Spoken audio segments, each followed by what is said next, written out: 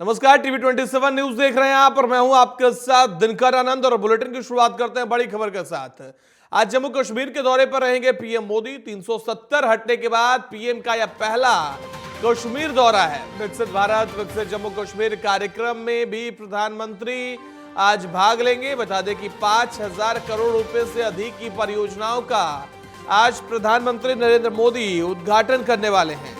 तो बड़ी जानकारी आपके साथ साझा कर रहे हैं, जहां प्रधानमंत्री नरेंद्र मोदी आज जम्मू कश्मीर के दौरे पर रहेंगे। साथ ही आपको जानकारी दे दें कि 370 हटने के बाद पीएम का यह पहला कश्मीर दौरा है। बता दें कि यहां 5,000 करोड़ से अधिक की परियोजनाओं का प्रधानमंत्री नरेंद्र मोदी आज उद्घाटन करने वाले हैं। इसी के साथ आपको बता दें कि पीएम मोदी आज यहां 2 जनसभाओं को भी संबोधित करेंगे। जम्मू कश्मीर में लगातार चुनावी गतिविधियां तेज है और इसको लेकर लगातार पुलिस प्रशासन भी अलर्ट मोड पर है। पीएम के आगमन को लेकर सुरक्षा एजेंसियां अलर्ट है। हर जगह चप्पे चप्पे पर पुलिस तैनात है। बता दें कि प्रधानमंत्री नरेंद्र मोदी आज जम्मू कश्मीर के दौरे पर रहेंगे। आर्टिकल 370 हटने के बाद पीएम मोदी आज पहली बार कश्मीर जा रहे हैं। वह श्रीनगर में कई विकास परियोजनाओं का उद्घाटन और शिलान्यास करेंगे। साथ ही जानकारी दे दें कि एक चुनावी जनसभा को भी प्रधानमंत्री आज संबोधित करेंगे। पीएम मोदी श्रीनगर के बक्सू स्टेडियम में विकसित भारत विकसित जम्मू कश्मीर कार्यक्रम में शामिल होंगे और केंद्र शासित प्रदेश में कृषि अर्थव्यवस्था को बढ़ाने के लिए लगभग 5,000 करोड़ रुपए की परियोजनाओं का उद्घाटन करेंगे।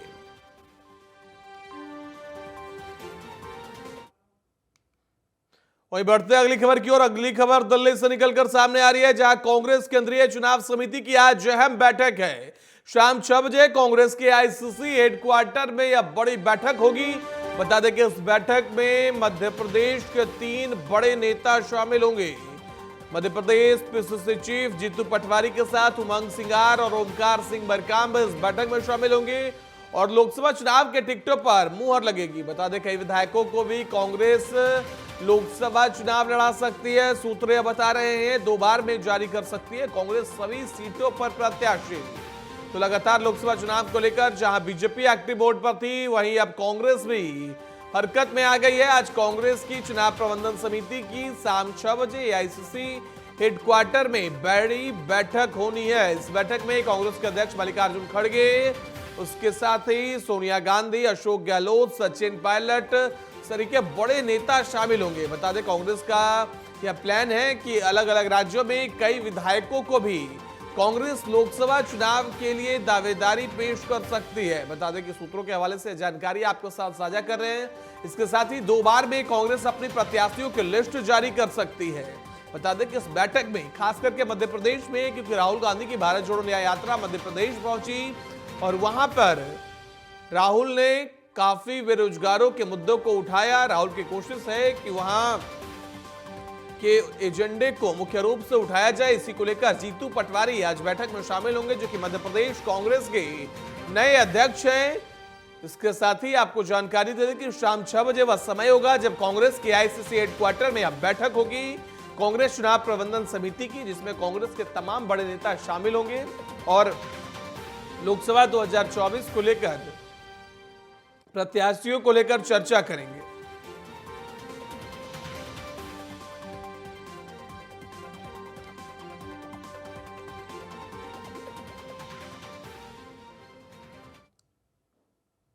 वहीं अगली खबर दिल्ली के मुखिया अरविंद केजरीवाल को लेकर है, जहां सीएम अरविंद केजरीवाल के खिलाफ आज सुनवाई होनी है। केजरीवाल के खिलाफ हाईकोर्ट में आज बड़ी सुनवाई होगी। बता दें कि समन देने के बाद भी लगातार केजरीवाल ईडी के समक्ष पेश नहीं हो रहे हैं। इसी को लेकर केजरीवाल के ना आने पर ईडी ने कोर्ट में शिकायत की थी, जिस मामले पर आज हाईकोर्ट में सुनवाई होनी है। तो बड़ी जानकारी आपके साथ साझा कर रहे हैं, जहां दिल्ली के मुखिया अरविंद केजरीवाल आज कोर्ट में पेश होने वाले हैं। आपको बता दें ईडी की शिकायत के बाद आज कोर्ट सुनवाई करने वाली है। वही बता दें कि ईडी की शिकायत के बाद अरविंद केजरीवाल आज कोर्ट में पेश होंगे। समन देने के बाद भी केजरीवाल हाजिर नहीं हुए थे, जिसके बाद आज हाईकोर्ट में बड़ी सुनवाई होनी है। आपको बता दें कि शराब मामले में लगातार केजरीवाल पर मुश्किलें बढ़ती जा रही है। एक के बाद आम आदमी पार्टी के एक नेता इसकी चपेट में आते जा रहे हैं। वहीं ईडी के 8वें समन के बाद भी अरविंद केजरीवाल ईडी के समक्ष पेश नहीं हो पाए, जिसको लेकर ईडी कोर्ट के समक्ष गई। उसके बाद ईडी की शिकायत के बाद आज अरविंद केजरीवाल कोर्ट में पेश होंगे। बता दें कि अरविंद केजरीवाल और आम आदमी पार्टी लगातार आबकारी नीति मामले में ईडी के रडार पर चल रही है। इससे पहले संजय सिंह, राज्यसभा सांसद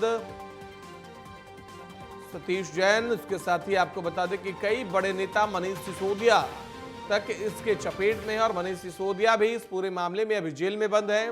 वहीं अरविंद केजरीवाल से लगातार ईडी पूछताछ के लिए समय मांग रही है। अरविंद केजरीवाल पेश नहीं हो रहे, जिसको लेकर आज हाईकोर्ट में सुनवाई होनी है।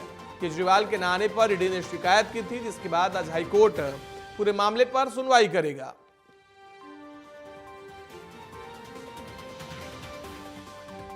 तो बार बार समन देने के बावजूद अरविंद केजरीवाल पेश नहीं हो रहे। इसी को लेकर अब ईडी कोर्ट का रुख कर चुकी है और ईडी की दूसरी बार कोर्ट पहुंचने पर आज मामले पर सुनवाई होगी। केजरीवाल के खिलाफ आज हाईकोर्ट में मामले की बड़ी सुनवाई होनी है।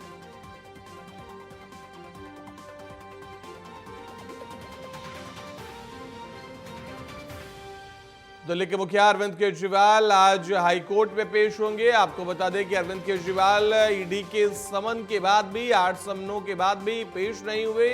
कभी ऑनलाइन पेश होने की दलीलें अरविंद केजरीवाल की तरफ पेश की जाती है, तो कभी अरविंद केजरीवाल अपने प्रशासनिक कार्यों का बहाना देते हैं, जिसको लेकर ईडी कोर्ट के पास गई और उसके बाद ईडी ने पहली सुनवाई के दौरान अरविंद केजरीवाल को कहा कि आप बजट सत्र पूरा करें, उसके बाद पेश हो। वहीं आज इस मामले में आज सुनवाई होगी।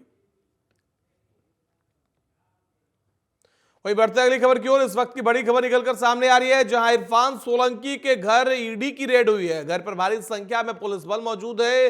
सीसीटीवी कनेक्शन काटा गया है। बता दें कि इरफान सोलंकी समाजवादी पार्टी के नेता हैं। अरशद सोलंकी से भी पूछताछ की जा रही है। तो बड़ी जानकारी इस वक्त की आपके साथ साझा कर रहे हैं, जहां समाजवादी पार्टी के विधायक इरफान सोलंकी के ठिकाने पर ईडी की टीम ने छापेमारी की है। बता दें कि छापेमारी के दौरान वहां लगे सीसीटीवी कनेक्शन को काट दिया गया है। छापेमारी लखनऊ जोन के अधिकारियों की टीम ने आज सुबह की है। ईडी की टीम ने जाजामऊ स्थित सपा विधायक के आवास पर यह छापेमारी की है। साथ ही आपको जानकारी दे दें कि अरशद सोलंकी से भी मामले में पूछताछ की जा रही है। अरशद सोलंकी इरफान सोलंकी के भाई हैं और उनके घर पर भी छापेमारी की है। अरशद सोलंकी से उनके आवास पर पूछताछ जारी है। बता दें कि ईडी की टीम ने सपा विधायक के परिसर में लगा सीसीटीवी कनेक्शन बंद कर दिया है। तो बड़ी जानकारी आपके साथ साझा कर रहे हैं, जहां समाजवादी पार्टी के विधायक इरफान सोलंकी के घर ईडी की रेड हुई है। आपको बता दें कि आज सुबह ईडी ने सपा विधायक इरफान सोलंकी के घर पर छापेमारी की। छापेमारी लखनऊ जोन के अधिकारियों की टीम ने की है और ईडी की टीम ने जाजमऊ स्थित सपा विधायक के आवास पर यह छापेमारी की। छापेमारी के बाद ईडी की टीम ने इरफान सोलंकी के भाई अरशद सोलंकी से पूछताछ कर रही है। अरशद सोलंकी से उनके आवास पर पूछताछ जारी है। वहीं इस खबर पर ज्यादा जानकारी के लिए हमारे संवाददाता आशुष तिवारी फोन लाइन पे हमारे साथ कानपुर से जुड़ गए हैं। आशुष, क्या कुछ जानकारी निकलकर सामने आ रही है? ईडी का शिकंजा अब इरफान सोलंकी पर कसता जा रहा है। बिल्कुल दिनकर, आज सुबह तड़के अर्धसैनिक बल और पुलिस के साथ ईडी की टीम इरफान सोलंकी के आवास पर पहुंची है। वहां पर छापेमारी की है। साथ ही उनके जो भाई हैं अरशद सोलंकी, उनके आवास पे भी छापा मारा है। अरशद सोलंकी से पूछताछ भी चल रही है। और जो आवास है इरफान सोलंकी का, समाजवादी पार्टी के विधायक है, सिटिंग विधायक है सीतामऊ सीट से। पिछले 1 साल से वो आगजनी, गैंगस्टर और फर्जी दस्तावेज से सफर हवाई यात्रा करने और होटल में स्टे करने के तमाम आरोपों में 1 साल से जेल में बंद है। इस समय वो महाराजगंज जेल में बंद है। वहां पर कार्रवाई हुई है उनके आवास पर, जो जाजमऊ स्थित है। साथ ही जो उनके भाई हैं अरशद सोलंकी, उनके घर पे भी ईडी ने छापेमारी की है। सीसीटीवी जो कनेक्शन है वो काट दिए गए हैं। बड़ी कार्रवाई है। सुबह तड़के अर्धसैनिक बल और साथ में पुलिस बल के साथ ईडी ने ये छापेमारी की है। बड़ी कार्रवाई है ईडी की, और लगातार जो मुश्किलें हैं इरफान सोलंकी की, वो अब बढ़ती जा रही हैं। पिछले 1 साल से वो जेल में है। तमाम आरोपों में वो अभी जो 2 दिन पहले उन पे आरोप तय हुआ है फर्जी दस्तावेज का। अब उन पे ईडी की छापेमारी की गई, बड़ी कार्रवाई की है, सुबह तड़के ही ये कार्रवाई की गई है। अब छापेमारी चल रही है, जी। साथ ही साथ जो अरशद सोलंकी है उनसे ईडी पूछताछ कर रही है। जी लेकिन दिनकर। आशीष, ऐसे में सवाल यह है कि ईडी की टीम जाजमऊ स्थित आवास पर पहुंची, छापेमारी कर रही है और सीसीटीवी का कनेक्शन काट दिया गया है। किन मामलों में ईडी की छापेमारी हो रही है? वहीं इरफान सोलंकी समाजवादी पार्टी के विधायक हैं, 17 केस उन पर दर्ज हैं। अभी राज्यसभा के चुनाव हो रहे थे, उन्होंने अपील की कि राज्यसभा के चुनाव में उन्हें वोटिंग किया जाए, लेकिन कोर्ट ने उन्हें वोट करने की भी परमिशन नहीं दी थी। यानी इरफान सोलंकी लगातार मुश्किलों में है। उसके बाद इस ईडी के शिकंजे के बाद क्या समाजवादी पार्टी की तरफ से कोई प्रतिक्रिया निकलकर सामने आई है? जी दिनकर, मैं बता दूं, जो तमाम जो आरोप लगे हैं उन पे 17 केस मुकदमे दर्ज हैं। पिछले 1 साल से वो जेल में है, महाराजगंज जेल में है, और इस समय भी उनका परिवार उनसे महाराजगंज जेल में मिलने गया है। राज्यसभा चुनाव के दौरान में भी उन्होंने कोर्ट में अपील की थी कि उन्हें वोटिंग राइट दिए जाए, वो अपना मतदान कर सके, लेकिन कोर्ट ने सुनवाई नहीं की। अब ईडी की छापेमारी हुई है। निश्चित तौर पर अगर वो समाजवादी पार्टी के विधायक है, सिटिंग विधायक है, कोर्ट के आदेश के बाद वो वोटिंग भी नहीं कर सके हैं राज्यसभा में, निश्चित तौर पर अब इसमें राजनीति, अभी तक किसी भी समाजवादी पार्टी के नेता का कोई भी कमेंट इस पे नहीं आया है, लेकिन निश्चित तौर पर अब राजनीति होगी, क्योंकि सिटिंग विधायक है और ये अपना दबदबा रखते हैं। सीतामऊ सीट के बड़े विधायक है और जो मुस्लिम वोट बैंक है कानपुर का, उस पर बड़ा दमदारी से उन्होंने, चाहे इनके पिता हों, इरफान सोलंकी 3 बार से विधायक हैं, इनके इसके पहले इनके हाजी मुश्ताक सोलंकी इनके पिता विधायक थे। मुस्लिम वोट बैंक पे बहुत अच्छी पकड़ है। पिछले 1 साल से उनकी मुश्किलें लगातार बढ़ती जा रही। अब ईडी ने जो छापेमारी की है, ईडी की छापेमारी इनके इरफान सोलंकी घर पे भी है और अरशद सोलंकी जो इनके भाई हैं उनके आवाज पे भी मारी, तो निश्चित तौर पर उनकी मुश्किलें अब और बढ़ती जा रही। जी दिनकर। बिल्कुल आशीष, लेकिन इसके साथ सवाल यह भी है कि ईडी की छापेमारी चल रही है, ईडी किस मामले में छापेमारी कर रही है? अहम सवाल यह है क्योंकि ईडी ने सीसीटीवी फुटेज भी कनेक्शन भी काट दिए है, यानी मामला संदिग्ध बताया जा रहा है। और इरफान सोलंकी जो कि आगजनी के आरोपी हैं, जिस महिला ने अपने प्लॉट पर कब्जा करने का आरोप लगाया था, इरफान सोलंकी काफी सुर्खियों में पिछले साल भी रहे थे और अब अरशद सोलंकी से भी पूछताछ कर रही है। क्या मनी लॉन्ड्रिंग का मामला है? किस मामले में इनसे पूछताछ कर रही है? जी, मैं बता दूं दिनकर, जब आगजनी के आरोप लगे थे, फर्जी जो प्लाट कब्जाने के जो आरोप लगे थे, तभी से तमाम जो केस लगे हैं, 17 मुकदमे तो अभी भी दर्ज हैं और तमाम केस हैं। साथ ही साथ मनी लॉन्ड्रिंग का केस है। इसके पहले जो हाजी बची था उसके जो नजीमा सोलंकी है, जो इनकी पत्नी है, उनके जो कंपनी बनाई थी उसमें ये भी शामिल थी। तो निश्चित तौर पर मनी लॉन्ड्रिंग का भी केस है। तमाम जो अवैध तरीके से संपत्तियां बनाई गई उसके कागजात खंगाले जा रहे हैं, क्योंकि तमाम जो, चाहे सीतामऊ सीट हो, कानपुर का आप कैंट का एरिया देखिए, टेनरी का कई टेनरियों पे फर्जी तरह से कब्जाने का आरोप लगे हैं इरफान सोलंकी पे। तो निश्चित तौर पर मनी लॉन्ड्रिंग का केस है, अवैध संपत्ति किस तरह से इकट्ठा की है इरफान सोलंकी पे, ये तमाम चीजें ईडी को जानकारी थी, इसीलिए ये छापेमारी की गई। निश्चित तौर पे जब पिछला 1 साल अगर आप देखेंगे इरफान सोलंकी का, तमाम अवैध संपत्तियां सील गई। गैंगस्टर जब लगा, तमाम अवैध संपत्तियां चाहे रिजवान सोलंकी की हो, अरशद सोलंकी की हो, इरफान सोलंकी की हो, सील की गई। उसके बाद जिस तरह से ये निश्चित तौर पे मनी लॉन्ड्रिंग का केस है कि उनके पास किस तरह से अवैध तरीके से जो धन कमाया है, अवैध तरीके से जो जमीनें बनाई हैं, उसकी अब पूछताछ चल रही है अरशद सोलंकी से। और उसी के जो साक्ष्य मिले हैं, जो तथ्य मिले हैं, जो सूत्रों से खबर आ रही है, उसके आधार पे ईडी ने छापेमारी की है। जी दिनकर। जी बिल्कुल, बहुत बहुत धन्यवाद आशीष हमारे साथ जुड़ने के लिए और ज्यादा जानकारी देने के लिए। वहीं बड़ी खबर निकलकर सामने आ रही है बीजापुर से, जहां गर्ल्स पोटा केबिन में भीषण आग लग गई है। 300 बच्चियों को रेस्क्यू किया गया है। 4 साल की छात्रा की जलकर मौत हो गई है। बड़ी जानकारी आपके साथ साझा कर रहे हैं, जहां आग बुझाने की कोशिश अब भी लगातार जारी है।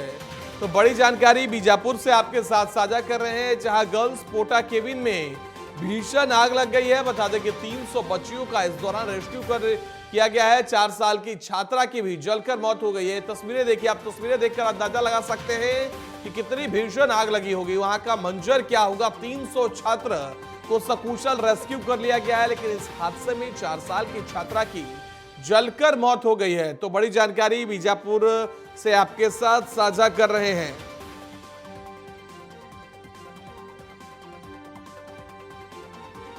बड़ी जानकारी बीजापुर से आपके साथ साझा कर रहे हैं, जहां 300 छात्रों को रेस्क्यू किया गया है।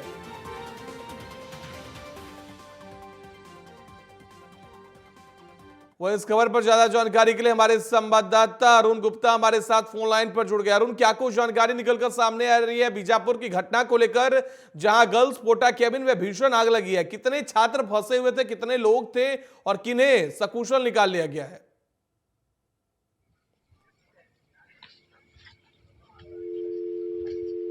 हमारे संवाददाता से हमारे संपर्क किसी तकनीकी खामियों की वजह से टूट गई है, लेकिन हम उनसे दोबारा संपर्क साधने की कोशिश करेंगे।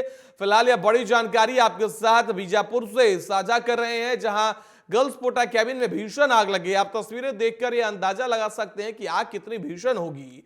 और वहां पे 300 बच्चियों का रेस्क्यू किया गया है। यानी कितनी मुश्किल होगी उस समय रेस्क्यू टीम के लिए कि 300 बच्चियों को एकाएक कर निकालना, और 4 साल की एक छात्रा के इस हादसे में जलकर मौत हो गई है। तो बड़ी जानकारी आपके साथ साझा कर रहे हैं, जहां बीजापुर के आवासीय गर्ल्स पोटा केबिन में 3 भीषण आग लग गई, जिसमें 300 छात्रों को रेस्क्यू किया गया है। वहीं खबर पर ज्यादा जानकारी के लिए हमारे संवाददाता अरुण गुप्ता फोन लाइन पे हमारे साथ जुड़ गए। अरुण, क्या कुछ जानकारी निकलकर सामने आ रही है बीजापुर की घटना को लेकर, जहां भीषण आग लग गई? कितने लोग मौजूद थे और कितने लोगों को रेस्क्यू कर लिया गया है? बिल्कुल, जो छत्तीसगढ़ के बीजापुर के गर्ल्स पोटा केबिन में जो है लगातार देर रात भीषण आग लगी थी, जिसको लेके अभी भी आग जल रही है। अभी जो ग्रामीणों की मदद से आग को बुझाने की कोशिश की जा रही है। कुल मिला के इसमें एक 4 साल की लिप्सा उइके नामक छात्रा जो है वो लापता है, एवं एक बच्ची का शव भी बरामद हुआ है। अभी तक लगातार आग जो है लगी हुई है, जारी है। ग्रामीण लगातार बुझाने की कोशिश कर रहे हैं। हालांकि फायर ब्रिगेड तथा अन्य चीजें जो है सरकार के द्वारा अभी भेजने की कोशिश की जा रही है। वहीं 300 बच्चियों को, अहम जानकारी बता रहा हूँ, 300 बच्चियों को जो है लगातार ग्रामीणों और कर्मचारियों के द्वारा जो है मदद के तौर पर रेस्क्यू किया गया है, बाहर निकाला जा रहा है। वहीं जी बिल्कुल अरुण, लेकिन ऐसे में सवाल यह है कि ये इतनी भीषण आग लगी कैसे? इसकी पीछे की वजह निकलकर सामने आई है क्या? देखिए, सबसे इसकी अहम वजह मानी जाती है, जैसे गर्ल्स जो केबिन है, जो एक हॉस्टल टाइप के बनाते हैं बच्चियों के रहने के लिए, असुरक्षित रहता है। सबसे पहले तो फायर सेफ्टी नहीं रहती किसी भी प्रकार की। यहाँ छत्तीसगढ़, इसके पहले कांग्रेस की सरकार थी, ऐसी कोई भी कोशिश जारी नहीं की गई है। सबसे पहले अहम बात यह है कि जहां भी जैसे जिस तरीके से हॉस्टल रहते हैं, हॉस्टल में मेडिसिन समेत आग लगने के लिए, इमरजेंसी रेस्क्यू के लिए सारी चीजें जो है रहनी चाहिए, लेकिन ऐसा भी इस हॉस्टल में कुछ भी नहीं था।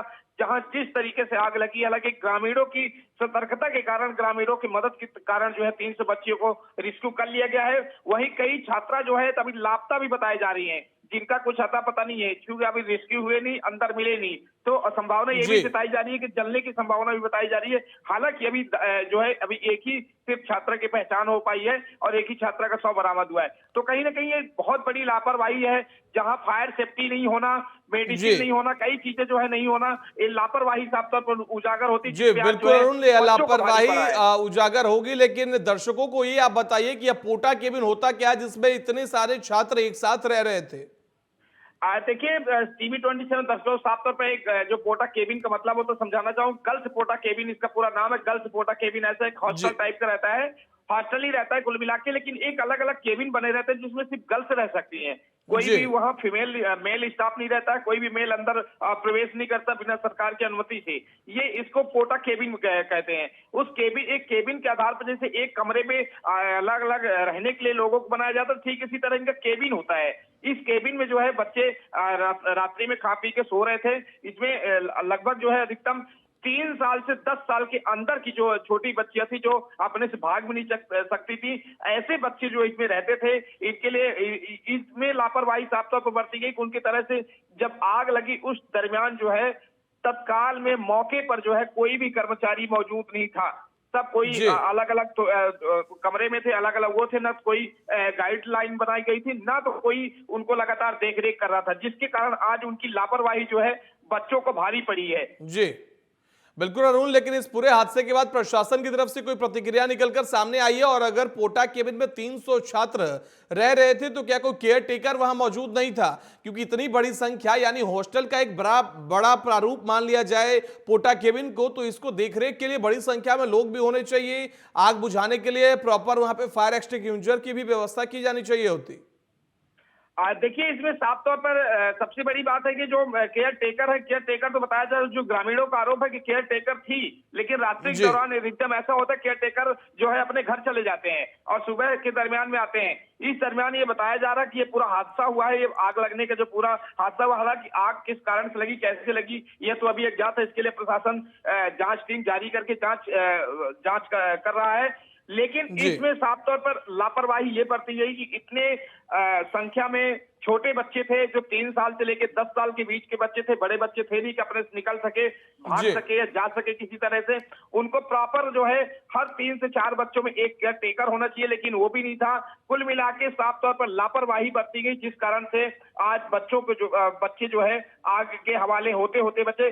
साफ तौर पर ग्रामीणों की मदद, अगर ग्रामीण मदद नहीं करते तो साफ तौर पर यह है कि बहुत बड़ा हादसा हो सकता था, जो छत्तीसगढ़ के माथे पे एक कलंक लग जाता।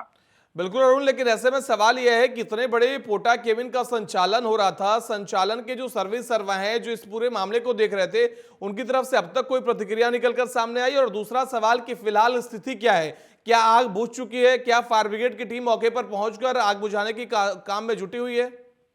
देखिए, अभी इसका जो स्टाफ की तरफ से अभी तक कोई भी ऐसा बयान नहीं आया। हालांकि जो है सरकार की तरफ से लगातार जो फायर ब्रिगेड टीम जो है वहां रवाना हो गई, मेडिकल की टीम अधिकतम रवाना हो गई है।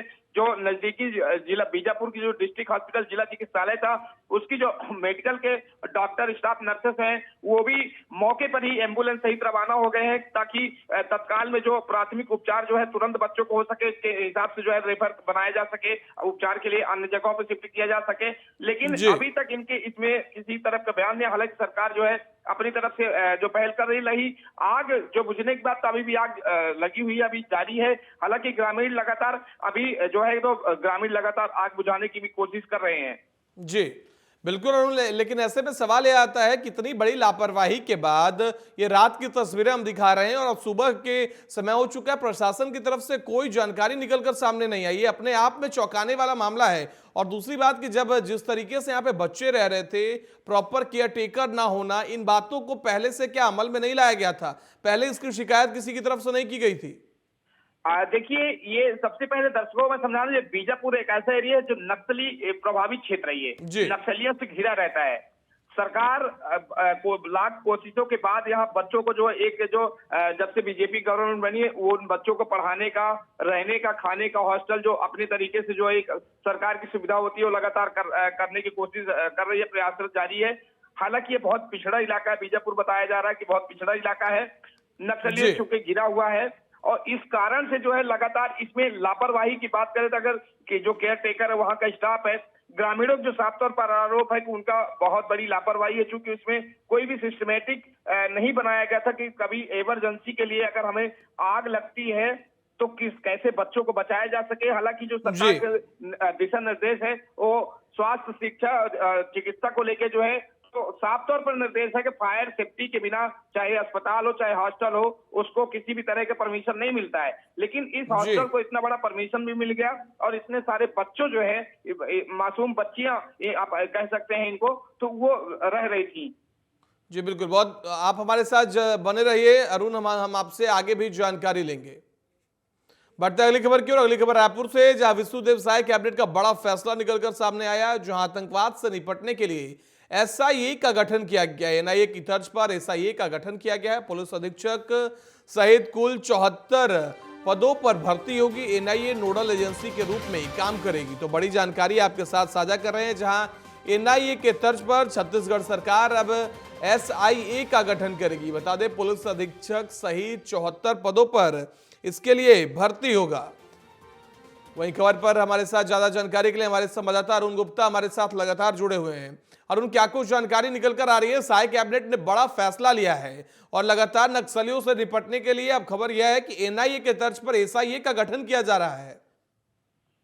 देखिए, सबसे बड़ी बात जो जिस तरीके से छत्तीसगढ़ में जो है नक्सलवाद हावी हो रहा है, लगातार नक्सलवाद जो धीरे धीरे बढ़ रहा है, लगातार वारदातों को अंजाम दे रहा है, ग्रामीणों को नुकसान पहुंचा रहा है, प्रशासनिक व्यवस्था को चुनौती दे रहा है, पुलिस कर्मियों की लगातार पुलिस कर्मियों के ऊपर हत्या कर रहा है।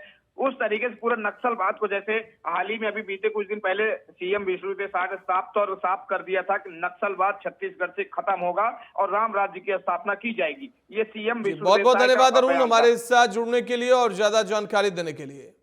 बढ़ते अगली खबर की ओर। अगली खबर लखनऊ से निकलकर सामने आ रही है, जहां अकबर नगर मामले को लेकर हाईकोर्ट का आदेश सामने आया है, जो कि वासियों को 31 मार्च तक जगह खाली करने का आदेश है। 31 मार्च के बाद अतिक्रमण हटाए। एलडीए लखनऊ डेवलपमेंट अथॉरिटी को कोर्ट ने आदेश दिया है कि झुग्गीवासियों को 31 मार्च तक खाली करने के आदेश दीजिए और 31 मार्च के बाद अतिक्रमण हटाया जाए। पुनर्वास के लिए सरकार को फ्लैट देने का भी निर्देश दिया गया है। 2 हफ्ते में फ्लैट के लिए रजिस्ट्रेशन कराए। कोर्ट की तरफ से यह निर्देश जारी किया गया है।